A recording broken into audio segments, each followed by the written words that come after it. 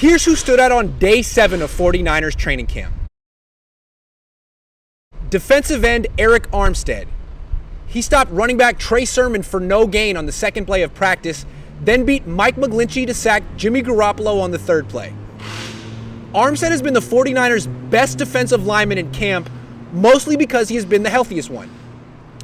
Defensive tackle Kevin Givens. He broke into the backfield and stopped Sermon for a 3-yard loss on the 4th play of practice when the starters were facing the starters. Givens is a starting caliber player in the NFL, and a good one. Defensive tackle Maurice Hurst. He stopped running back JaMycal Hasty for a 3-yard loss, then stopped Trey Lance for a 3-yard loss on a zone read. Hurst already looks much better than former 49ers first-round pick Solomon Thomas, who's now on the Raiders. Strong safety Tavon Wilson. He has started every practice at strong safety and played well.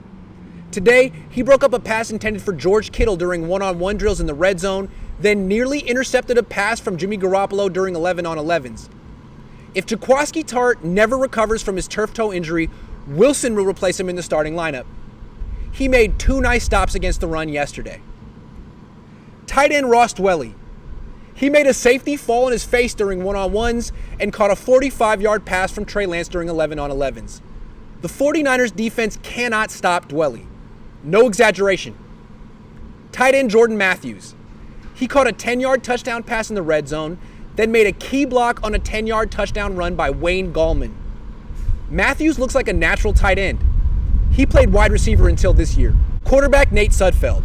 He completed both of his pass attempts, a 15-yarder to Trent Sherfield running a dig route, and another 15-yarder to Brandon Ayuk running the same route. Sudfeld looks like a quality backup. Defensive tackle Javon Kinlaw. He removed himself from a pass rushing drill and spent 10 minutes squatting down and staring at grass while the rest of his teammates worked on their craft. Bizarre.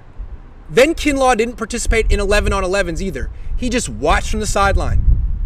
Kinlaw was supposed to take a big leap forward this offseason, but he can't take a leap if he doesn't work. Defensive end Nick Bosa.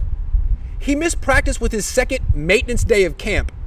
So in 1 week, he has taken 2 days completely off, even though he hasn't participated in any physical competition. No one-on-ones, no 11-on-11s. Which suggests that the little physical activity he's doing is causing soreness in his surgically repaired knee. Not great. Defensive end Samson Ebukam. He missed yet another practice with what the 49ers are calling soreness in his legs.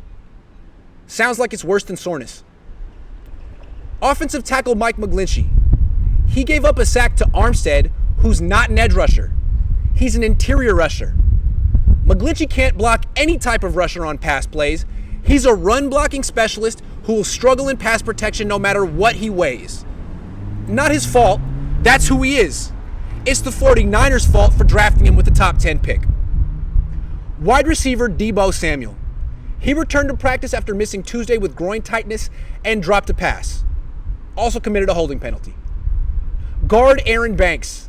He still hasn't played with the starters. Today, Colton Mckivitz was the starting right guard, and Mckivitz stinks, which shows you what the 49ers currently think of Banks. He committed a false start with the second stringers during 11-on-11s. Quarterback Josh Rosen. He completed just 1 of 3 pass attempts. His body language does not express confidence. He looks like he wants to be somewhere else. He better step it up, or he'll spend the rest of his 20s playing tennis in a country club.